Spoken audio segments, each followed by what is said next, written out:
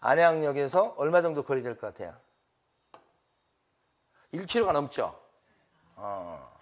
1.1km인가 이렇게 돼 있잖아요. 그러면 보통 역세권이라고 하는 건 한 500m 얘기하는 거예요. 그러면 우리가 이동을 할 때 버스로 이동하는 경우도 많고, 근데 지하철로 이용하는 경우가 훨씬 많고. 그래서 지하철 역세권을 첫 번째로 봐요. 그러니까 역세권에 좀 벗어났죠. 이렇게. 그러니까 물건 분석을 할 때 이제 입지를 딱 보고서 이게 경매 나왔네. 좀 거리가 머네. 벌써 마음에 안 들어요. 그러니까 사람마다 틀릴 수는 있어요. 그래 놓고 이제 또 다른 것도 그것만 보고 그런 건 아닌데 다른 것도 봐야 될 건데 보니까 층 같은 거 보면 어떨까요? 층 같은 거. 이거 아파트니까 여러분 많이 아시겠죠? 층이? 몇 층이요? 5층 500이요. 그죠? 그 다음에 브랜드가 있나 딱 보면 꿈의 그린 아파트 이렇게 돼 있고, 그 다음에 세대수 같은 것도 관심이 있어요. 얼마나 되는지. 그 기록들 보면 여기 보면 700세대 정도 되니까 세대수가 적은 건 아니네요. 근데 연식이 어떻게 돼요? 2009년도면 한 얼마 된 거예요? 2009년도면 20년까지는 안 됐는데 20년 가까이 돼가고 있네요. 주차 대수는 902대라고 나와 있으니까 어떻게 해요? 주차 여건은 좀 괜찮은 편이고. 그렇죠? 그 다음에 면적은 어떻게 되나? 이게 사람들이 많이 찾는 면적인가? 25.7평이니까 전용 면적이 25.7평인 거예요, 이게. 그렇죠? 그건 이제 흔히 얘기하는 평수로 보면 32평 아파트다. 이건 완전 신축은 아니지만 그렇다고 뭐 그렇게 또 막 구축은 아니고 그런 상태입니다. 연식도 보셔야 되고 세대수 보셔야 되고 거리 보셔야 되고 해서 이제 마음에 드느냐. 요 물건을 먼저 보고 나서 그 다음에 이제 뭘 보냐면 권리 분석할 게 있는가 이렇게 보시는 거예요. 권리 분석할 게 있는가 보니까 특히 권리 분석은 세입자 많이 만나거든요. 세입자가 있나 보니까 주인 세대, 채무자, 소유자 세대만 나온다는 거예요. 채무자, 소유자가 누군데요? 강 씨죠? 요 사람만 주민등록이 나온다는 얘기는 주인이 살고 있다 이 말이지. 그럼 세입자는 뭐예요? 없다는 뜻이죠. 그렇죠? 그러면 이게 권리적인 측면에서 봤을 때 이게 무슨 뭐 이반 건축물이 있거나 그럴 것도 아니고 세입자도 없잖아요. 유치권 신고된 것도 없겠죠? 없을 가능성이 높죠? 여기, 근데 모를 일이요. 여기, 여기 중에서 매각 물건 명세에서 딱 떠들어봐, 이게. 그 매각 물건 명세서에서 딱 보니까 세입자가 없어. 골칫거리가 없는 거 일단. 그 다음에 밑에도 보면 텅 비었잖아. 써있는 게 없잖아. 이거 그냥 주의하라는 글이고. 내용이 없잖아요. 이거 깨끗한 거죠. 권리 분석할 게 없죠. 그래서 아까 초보 경매 물건이라고 해서 검색을 해서 이게 나오는 거예요. 그러니까 권리하자가 없죠. 그러면 이거 경쟁률이 높겠지, 세겠죠. 근데 이제 문제는 뭐냐? 이제 입찰가인데 시세예요, 시세. 그죠? 그러니까 이게 시세가 얼마 되는가를 여러분들이 이제 파악을 하셔야 되겠죠. 그러니까 제가 보면 부동산 경매는 가만히 보면 시세 조사예요, 시세 조사. 그러니까 이게 아까 지금 얼마로 나왔어요, 지금? 8억 4,200 이런 거 있죠. 이 아파트 같은 경우는 시세 조사하기 쉽겠죠. 여러분 앱 중에 아파트 실거래가 있죠. 아실이라고 하는 거. 그거 딱 하면 그래프까지 나오고 뭐 그러잖아요. 그러면 이제 이거 시세가 얼마 정도 되는 것은 금방 조사 나와요. 그러면 시세가 8억 4,200만 원 이게 일까요? 응? 안 되겠네, 여러분. 가만히 앉아가지고 그냥 눈만 뜨고 있으려고 그러네. 아파트 실거래가 한번 다운받아보세요. 아파트 실거래가라는 앱을 다운받아보세요. 지금 우리 저기 휴대폰 없이는 아무것도 못해요. 아실이라고 하는 거 받아보세요. 일단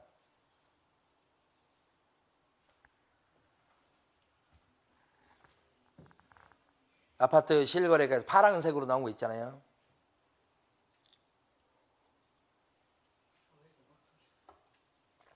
나왔어요? 못 들어간다고 돼 있어요? 오늘 막아놨어요? 천천히 하세요. 우리 점심시간은 1시입니다. 제일 중요한 시간, 점심시간 1시.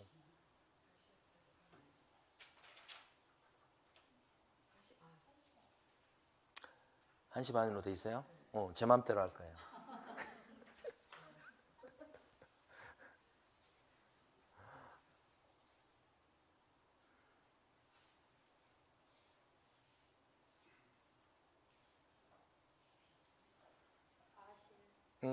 거기서 이제 그 지역을 설정하셔가지고 아파트 이름을 치시면 돼요. 이 아파트 이름이 꿈의 그린인가 그런데 비산 하나 그린 하나 꿈의 그린 아파트 이렇게. 22년 3월에 8억 8,500. 22년 3월 26일에 8억 8,500. 8억 8,500. 그 그래프 나오고 막 그러죠. 안 나옵니까? 그래프는? 자, 어쨌든 22년 8월 달에 8억. 예. 근데 이게 층으로 봤을 때 동 위치라는 것도 봐야 되겠지만 층으로 봤을 때 5층이잖아요. 그 막 좋은 층수는 아니잖아요. 8층이 7억 6,700. 언제 거래된 거예요? 22년 3월이요. 22년 3월 7억 얼마? 7억 6,700. 80 아니 84제곱미터인데. 네. 그래서 그걸 보면서 얘하고 비교를 하셔야 돼. 그러면 이제 더 네이버 같은 데 들어가서 단지 크기, 단지 모양도 보고 동 위치도 보고 막 그래야 돼요. 그래서 이 물건하고 비교하시는 거야. 근데 제가 말씀드리고 싶은 건 뭐냐면 시세 조사가 굉장히 중요한데 뭘 아셔야 되냐면 이 감정가가 매겨진 게 시점이 언제냐 이 말이에요. 언제요? 2022년 5월쯤 된 거예요. 어? 잘 보세요. 경매 넘어간 날짜가 언제라고요? 지금 이 당에 22년 5월 달에 경매 넘어가서. 그러면 지금 언제 경매 진행돼요?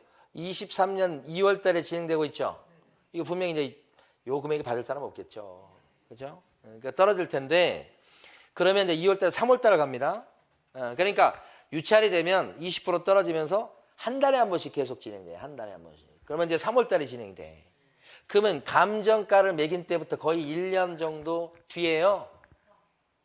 그죠? 그럼 감정가 매길 때하고 지금 경매 진행될 때하고 가격 차가 나겠죠?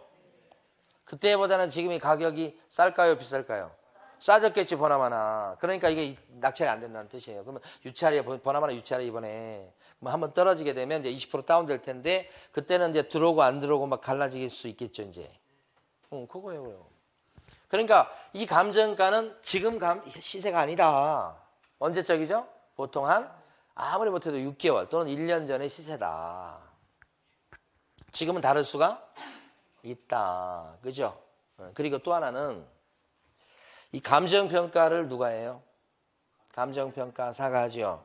감정평가사는 이 경매 감정을 매길 때 어떻게 매기냐면 좀 후하게 해줘요.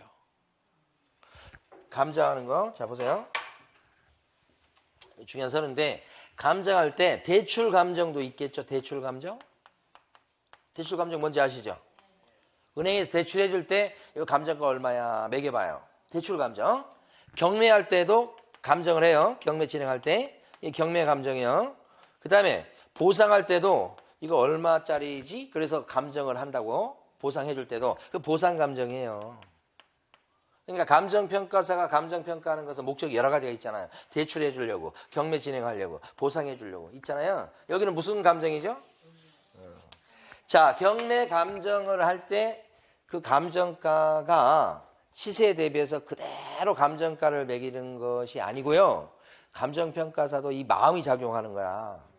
그러면 두 개 비교합니다. 대출해 줄 때 같은 부동산인데, 같은 아파트인데 대출 감정가하고 경매 감정가가 같을까요? 일단 다를까요? 달라요. 응? 달라요, 이게. 같아야 정상 아니에요, 사실은.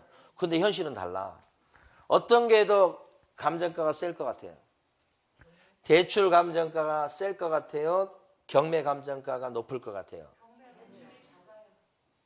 대출이 작아서 얘가 높은 거예요. 응? 왜 그래요? 대출할 때는 한마디로 짜. 은행 입장이에요, 은행 입장. 많이 감정가 했다가 만약에 대출 많이 나갔다 회수 못하면 어떡해. 그러니까 은행 입장에서 판단해요. 감정평가사. 감정평가사 입장에서 봤을 때 자기한테 일감 주는 사람 누구예요? 은행이 많아, 은행. 경매 감정은 법원이 주긴 해요. 그래도 누구한테 유리하게 감정을 해요? 이 사람들 습성을 못 버려. 은행. 은행한테 유리하게 감정한다는 뜻은 뭐예요? 부풀리. 그래서 시세보다 조금 더 높게 감정을 해줘요. 경매 감정이. 두 가지 기억하셔야 돼. 감정가 매기는 건 한 6개월에서 1년 전이다. 그리고 약간 뭐요? 은행 측에 유리하게 조금 뭐요? 높게 감정을 해준다. 그러니까 이걸 그대로 믿으면. 그리고 이제 나머지 그 시세 같은 것은 아까 그 아파트 실거래가라든지 아니면 현장 중개업소나 이렇게 파악을 해서 적정 가격을 산정을 해서 입찰가를 정해야 될 것이다. 이 말이지. 응? 그래서 중요한 서류 중에 뭐가 있냐면 요 매각 물건 명세서 이런 게 있는데 이걸 전체로 딱 들여다볼 때 유료 사이트에서 보면 여기 있잖아요. 다 있잖아요. 그 다음에 뭐 또 있냐면 여기 등기부 있죠. 등기부. 또 뭐가 있냐면 여기 보면 도시계획 지도 요게 뭐냐면요. 가보는 토지음이라고 써져 있잖아요. 따로 우리가 토지음 사이트에 가는 게 아니고 이 유료 사이트에서 바로 연결되도록 돼 있어요. 그래서 여기 토지 이용 계획 열람 이렇게 딱 눌러보면 그 땅의 현재 이용 상태가 떠요.